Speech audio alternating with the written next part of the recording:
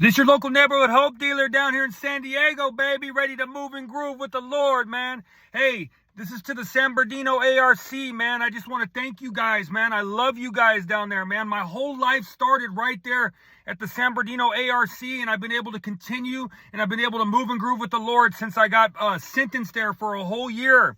Back in 2019, May 1st, 2019 is the day I decided to finally get clean and sober, guys. I just want to say hello to you, Oscar. Thank you so much for always supporting me, bro. I used to stand outside the chapel with Oscar and we talk about what I was going to do next. And now I'm moving and grooving, baby. You know what I'm saying? I just want to say hello to Brian, Tim, Robin, Mr. G, Kyle Carter, David G, Adam Z, Robert Stewart, Chef Vic, just everybody there. Urice, can't forget Urice, love her to death. Jason T, all the people that molded me into the man that I am today, man. I love you guys. I love the San Bernardino. Oh, Tim. Hey, Big Tim. I love you, big dog. You know what I'm saying? I love you, brother. But yeah, I just wanted to make a video for you guys, man. I wanted to share my testimony. I haven't been able to get back there to the San Bernardino ARC, the Salvation Army San Bernardino ARC, man. I haven't been able to get back there, so I will be back there soon to see you guys, man. I'm super busy down here, but that's no excuse, guys. I love you guys, and I'll be down there soon, man. But I just want to share my testimony, talk about how the Lord saved my entire life, how the Lord changed me from the inside out with a new perspective on life, that I feel like a millionaire from the inside out, guys. For me, my story, I was drafted at 19 years old by the Houston Astros. I signed for 120 grand. My childhood did not give me the ability to have the foundation to be able to handle that type of money or go out and play professional baseball. Because, guys, when you walk out of the locker room of a professional baseball stadium after a game, there's every opportunity for the devil to throw temptations at you. And we all know how hard it is sometimes to have self-control, especially if you aren't walking with God. We got to walk with God. As we seek the Lord, we learn more about what's going on in the reality of life, and we're able to choose the right decision. We have choices. When you get out of the ARC, you'll be able to have choices. You won't be in bondage to your addiction anymore. You will have a legit fresh start with a new foundation right there. I played baseball for 10 years, guys. I chased pleasures for 10 years. That was just baseball. I still chase pleasures after baseball. I want you guys to get this early, because this is the way and the truth. I'm not 20 years old. I'm 41. And I know that this is the way. If you want to find happiness and joy, choose God, put him first, and he will change your whole life. Buy in to the whole Salvation Army, and that foundation that you learn right now will be able to control the obsession of the mind, and you'll be able to live a free, nice, clean, and sober life, and you'll be able to give back like no way you ever thought in your entire life. 28 years old. I'm coming to the stadium, okay? I'm playing in AAA now with the Astros. I go up there to play, and I'm struggling, all right? At this point, I've already been drinking, smoking weed. I've been dibble-dabbling in those type of drugs. But this is the year that changed my whole entire life. This is when amphetamine hit my body. So 28 years old, I go up to AAA, and I'm coming off an injury. So I'm very nervous. I'm having anxiety, and I'm not doing too good mentally, all right? I end up going out there. I end up walking a few hitters. I end up hitting a couple batters. I end up getting pulled out of the game, and I'm sitting in the dugout, and I'm just sweating, and I'm just like a miserable. I just have so much anxiety. I'm so scared for my future. I'm just sitting there with no God, no faith, no nothing, just living off pure human being flesh. And I have no hope for the future, and I'm just sitting there with absolutely massive anxiety. I wake up in the morning the next day to go to the stadium. Don't even want to go, but all I know in my whole life is baseball. It's all I've ever done is go from stadium to stadium, from field to field, and throw a baseball. That's all I never, ever knew in my entire life. And I end up going to the stadium that day, and I'm super nervous, have massive anxiety about the game.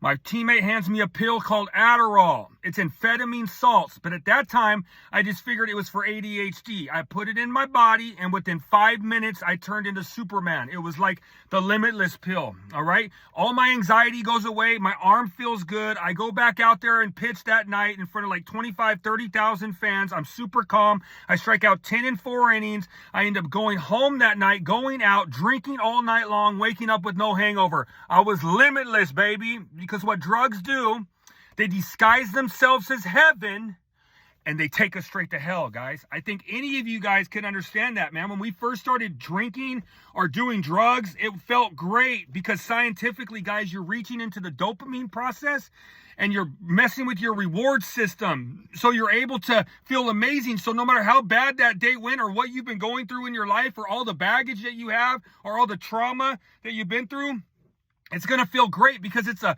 false hack into your dopamine. All right, guys. But what happens is it's like a soda machine. It keeps dipping, pulling, and then you're like a empty vessel. All right, on the planet, and that's when we all pretty much have been admitted into the Salvation Army because we've already tapped out all that dopamine, and now we've got the gift of desperation that can change your whole entire life. Okay, so my first day of my addiction on Adderall, I go to the field with the Tundra.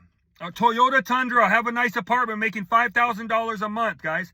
I'm having an amazing life, thinking that I'm still going to have a chance to play in the big leagues. This is how fast things change. 4 years later, I have now 3 doctors in each city. I have a doctor coming to my house with ketchup stains on his shirt that is writing me scripts of Adderall. Now it's amphetamine salts. I know this now. Now I know that I'm abusing a drug, that this is not just a prescription medication. So I lose my truck. My Tundra is repoed. All right. I'm now playing in Canada, not even in affiliated baseball no more. And I'm about to end my last season at 31 years old. And I'm about to go home to mommy's house and go stay in my bedroom with my little banner on the wall that says Monty Mansfield. You know what I'm saying? In my little bed as a kid. That's where my life took me at that point, guys. It's unbelievable. After baseball ended, I thought I could get out of baseball and I could change my life because I was an addict only in baseball. That's what I thought. I end up taking myself with me wherever I go. I start working at FedEx. When I got out of baseball, I did not have a doctor. I did not have insurance.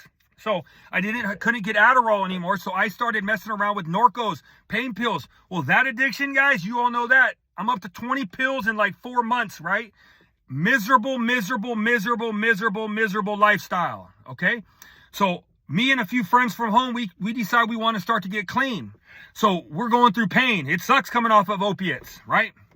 I end up going to go pick up weed one day at work, and the guy has a line of Go Fast, right? And I say, oh, man, what's that? He said, oh, some Go Fast. Well, he didn't call it dope, or he didn't call it meth. I said, look, give me some of that, baby. Did a line, did the same thing that Adderall did. Disguised itself as heaven.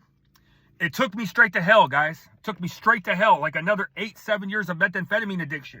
All right, I end up getting fired from my work. 3 years. End up getting fired. Boss calls me in. He goes, we're about to do you a favor, man. We know you're strung out. It's time to go get some help. So I get out. I don't go get some help. I don't even know anything about recovery or rehabs or anything like that. I don't even care about none of that. I still want to do methamphetamine. I loved it. It was disguising itself as heaven. But all of a sudden, you get out of it. I got out of FedEx.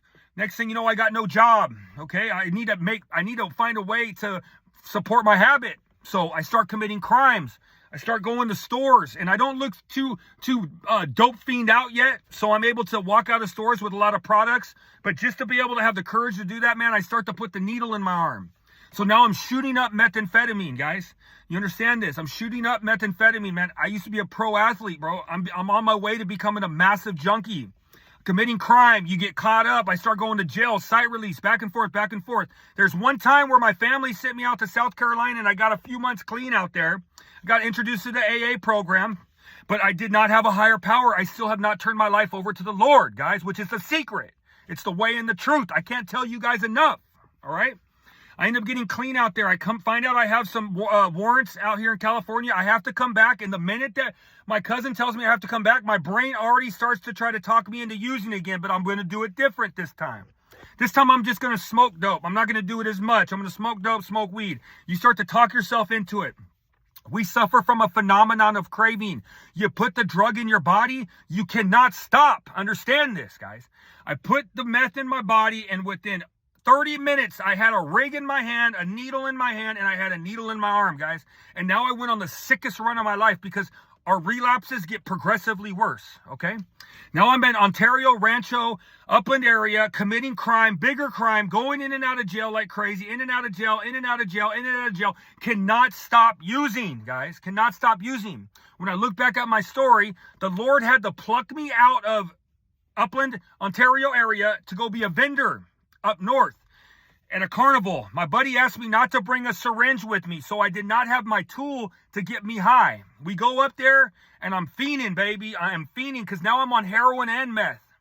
We get up there, I realize everybody's doing drugs. It's a carny. It's a parade. It's a vendor.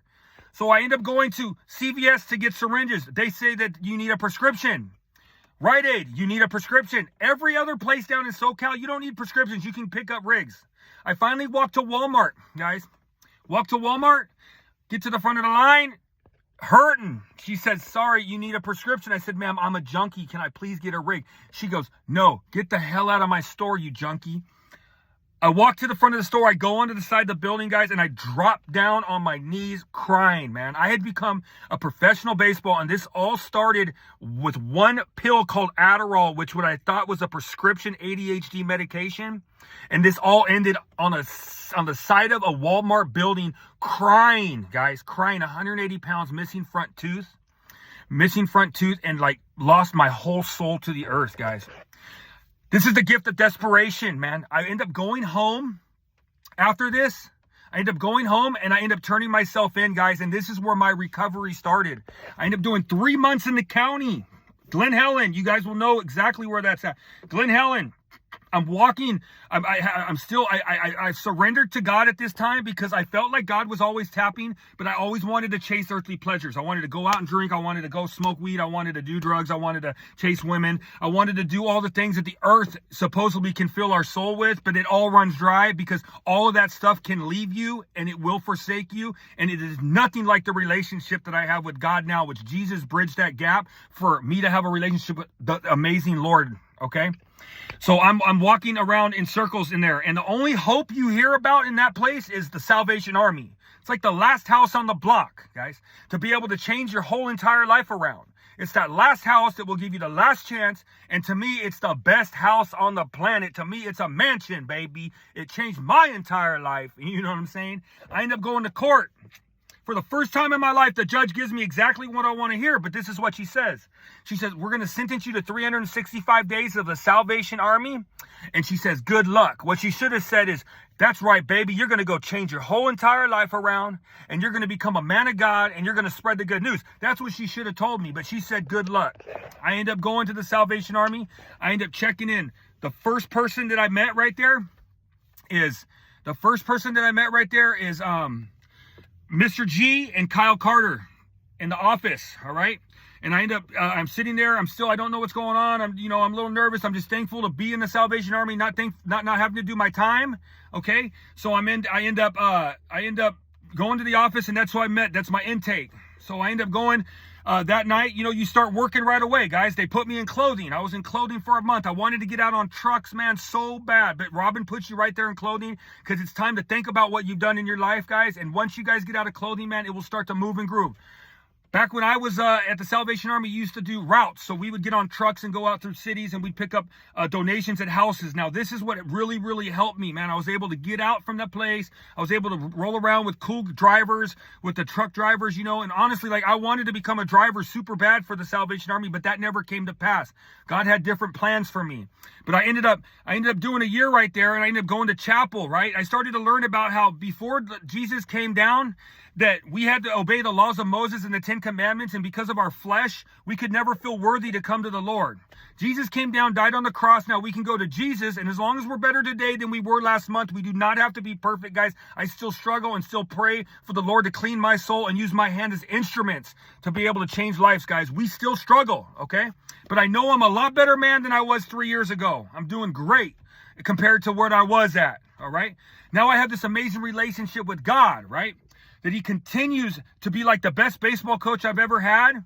And I love him with my whole heart. And I get up in the morning, guys, and I love to get with the Lord. I learned the program that I do now right there in the Salvation Army San Bernardino ARC in one of the single unit non-smoking rooms, because I did not smoke. I got my own room.